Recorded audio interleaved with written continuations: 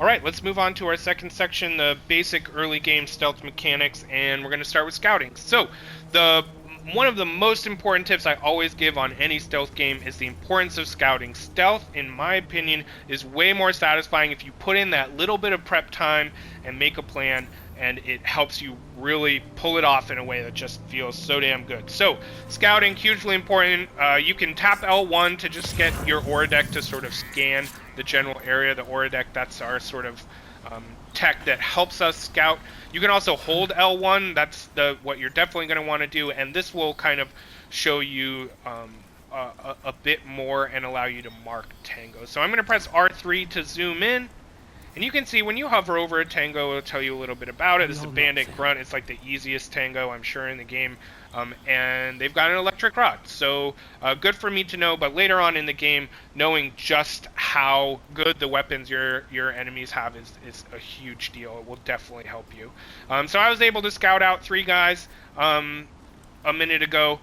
But there are some more here that we'll look at later. So that's your basic scouting with your Odradek. As we move a little bit closer, let's talk about alarms. If you get seen, if you fire your machine gun, etc., alarms will go off. They go off pretty quick, and the guys in the area will swarm you. And it's a pretty quick path to getting knocked out, trying to take on 4 or 5 guys at once.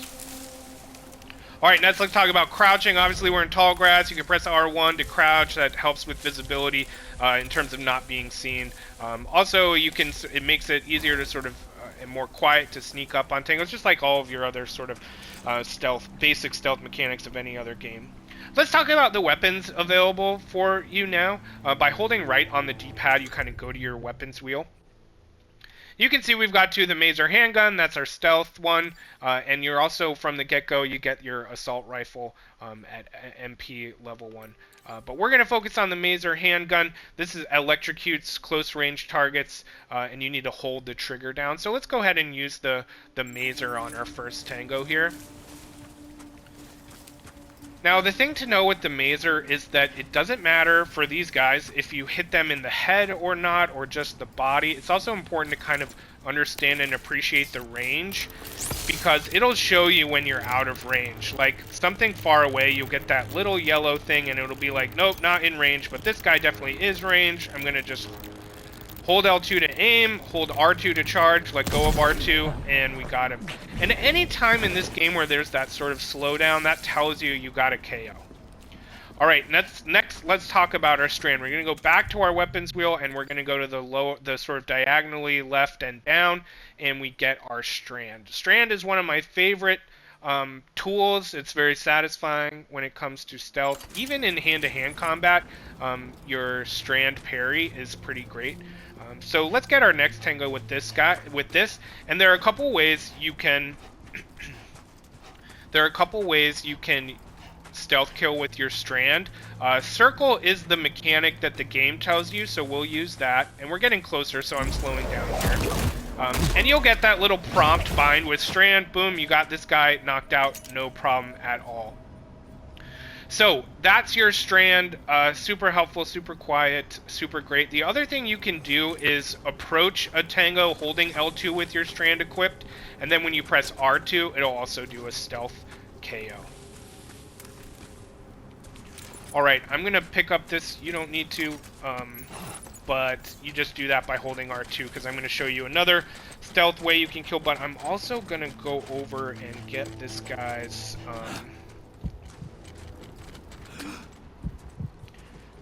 Oh, that's cool. I'm just realizing, too, you can hold R1 now and, like, cover your breath so you're really quiet, but obviously that has a big impact on your endurance meter. What I was trying to do is actually stand up, because I want to get this guy's electric rod to show you.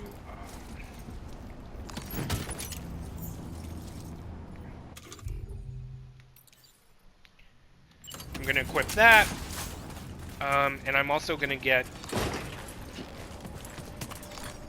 this climbing anchor by just holding R2, and we're going to knock out our next guy. I don't know why you necessarily want to do this, but it is an option just in case you're in a situation. It's kind of good for hand-to-hand combat too, but basically if you have a container that you don't care that much about, and you go up to a tango,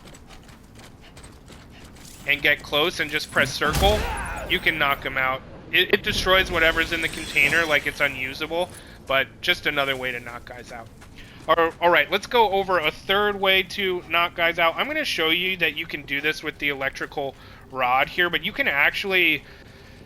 I wouldn't necessarily call it stealth. If anyone's around, it's definitely going to alert them, and the Strand and Mazer are more stealthy, of course, but, you know, this is kind of a satisfying way to also knock guys out without them seeing you. But essentially, you just have to hit circle 3 times. You basically have to pull off a combo.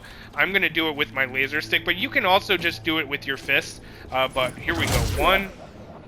Oh, with the laser one, I guess you only have to do it once. That's great. If it's your fist, you have to do it 3 times. But there you go. That's the basic ways to knock guys out with stealth mechanics. That's cool that the electric rod will just one time pressing circle will knock them out.